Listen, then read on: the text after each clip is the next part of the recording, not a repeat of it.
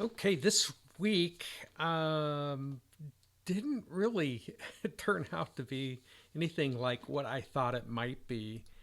And it was really the story of the CPI that came out this week and the PPI, the producer price index, and the consumer price index.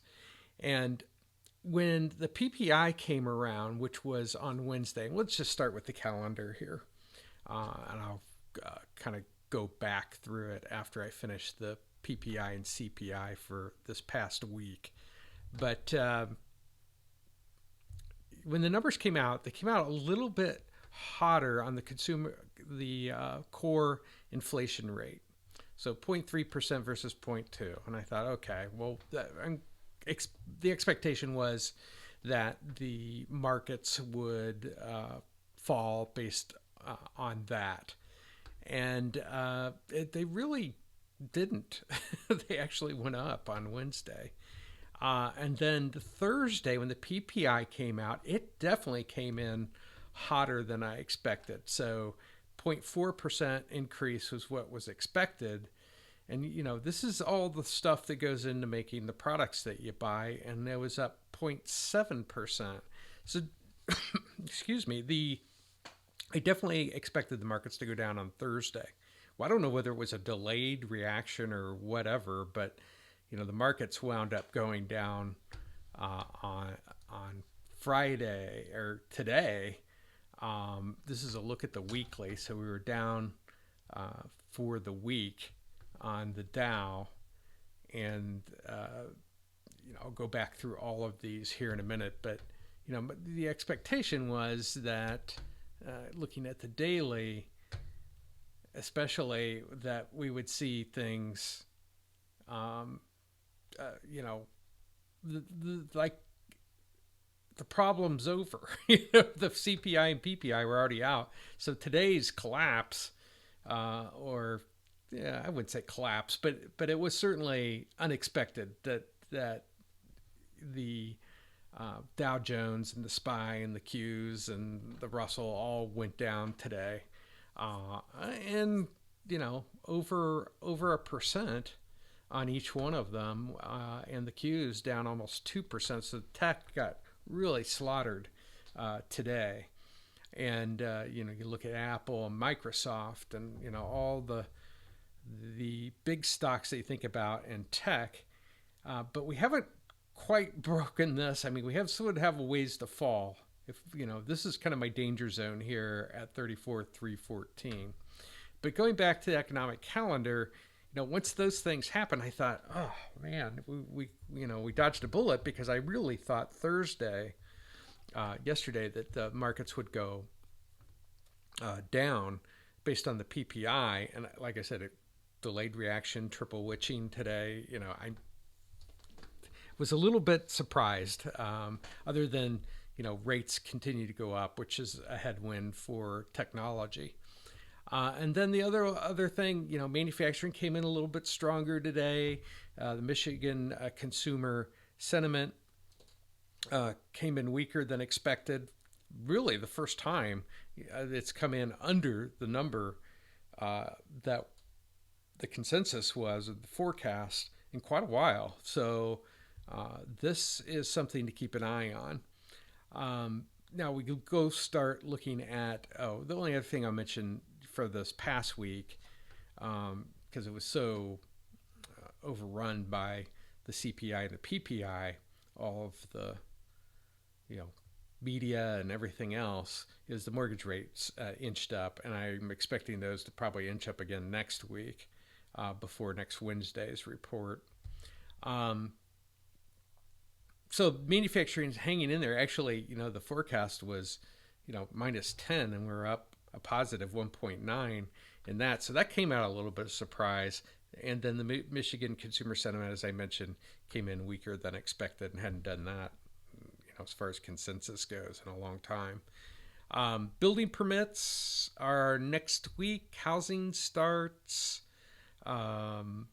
Again, the mortgage rate will check in on how it's doing, but the big day is going to be Wednesday, is the Fed rate decision, And right now, the way that stands is 97% of people are expecting them to not do anything this week, this coming week.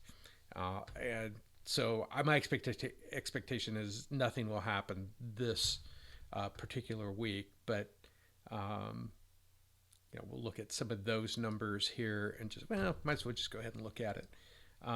Looking at the Truflation in here, just briefly, 2.4%, which was actually down from basically 2.7%.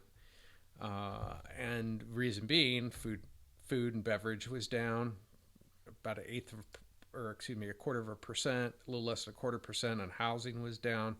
Transportation is obviously the big thing with oil going up, which we'll talk about here in a minute. And so from a Truflation standpoint, there you go. All right, economic calendar, back to it for next week. So the Fed will announce their rate decision. Expectation is that it won't.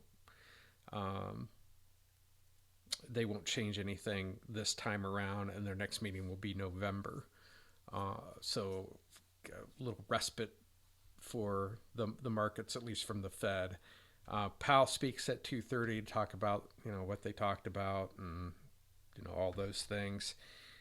Thursday we had the Philly Manufacturing Index, initial jobless claims, and then Friday we have some PMI, the S&P PMI report, which is actually it's coming in a little bit weaker on the services side. The expectation is that again, anything less than 50 is contraction.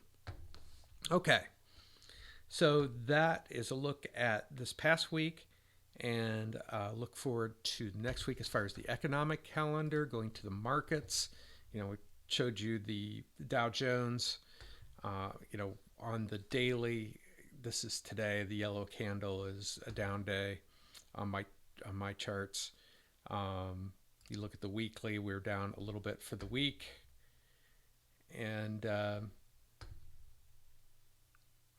the SPY was down quite a bit. Has some momentum on the the downside.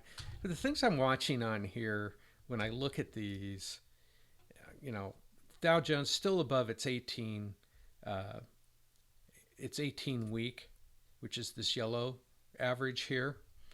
When it starts to fall below there, I start to pay a little bit more attention. It falls below the 40, which is the purple line here. Then anxiety starts to set in a little bit more. And so, looking at the daily, we're right at the 18. The 18 has slipped below the 40, which is not the greatest thing to have happen on the Dow. SPY is kind of the same way. We're below the 18 and the 40, which is not the greatest. But the structure, when I look at the weekly on this, is we're still holding above the 18-week moving average. So again, I look more big picture first, and that tells me a little bit about kind of how the markets are moving in general. They're going to, oscillate in between on days and hours and minutes and things of that sort. But I want to know what the overall trend is. Taking a look at the Qs, the same thing. Yeah, it was down. We still maybe need for it to back off just a little bit. That's a pretty big spread on the weekly between 18 and the 40. Things have a tendency to kind of, give it a chance to catch up. And then this one is the one that concerns me, which is the IWM, which is the Russell. And, it's really operated in this kind of box here for a while. And, between, what do we have? 163 and let's say 200, in that range. And it's been in that box and hasn't really moved. It's tried to. So the only time to really get excited about the Russell is when it starts to break out of this box here. So let's look at that. The 10-year again popped up this week, uh, pretty close to the line now. Will it start to back off? Expectation, uh, which I'll talk about. My final comments will be about kind of Peter Schiff and David Hunter's forecasts, um, and this is a big part of it as far as their expectations go. And then the DXY, which is the dollar, strengthened again this week. We're starting to get up here at this red line at 105. Um, we'll hit it again, start to come back. Who knows where we go from here. It's kind of starting to build out its own little box here with maybe a false breakout here to the downside. But so that's a look at the DXY. Oil has been on a tear, and that is problematic for inflation. Now, that's well, other than I can look, the VIX is still low. It's not really been going anywhere, so that means there's kind of a bullish mindset in the market with the VIX being low. Not a ton of volatility, and then the percentage of stocks above the 200-day did actually go up just a little bit this week. But for the Russell, and this is why I'm concerned about the Russell. If the Russell doesn't break out of this box, it's hard to imagine David Hunter's forecast for a melt up to really happen. It's going to have to break this particular piece. So let's just talk about these two for just a minute. And we'll looking at some of the markets. Things that really, so backing up, Peter Schiff's forecast really is he expects inflation to just take off from here. Now he expects a collapse ultimately in the market, but probably now. And excuse me. David Hunter, on the other hand, is expecting this rate, the 10-year, to start to roll back down and make its way down to, say, 2.5% here before his bust. So, right now, if you look at these things, it's really at a decision point of whether it goes up further or not. Now, if it goes up to 5%, I would say, well, maybe that breaks something at that point, and then it starts to make its way back down, or does it just hit this resistance area here as a double top and then roll over from here? And like I said, David Hunter's forecast is that this will roll over. Peter Schiff's is we're going to continue on up until something falls apart.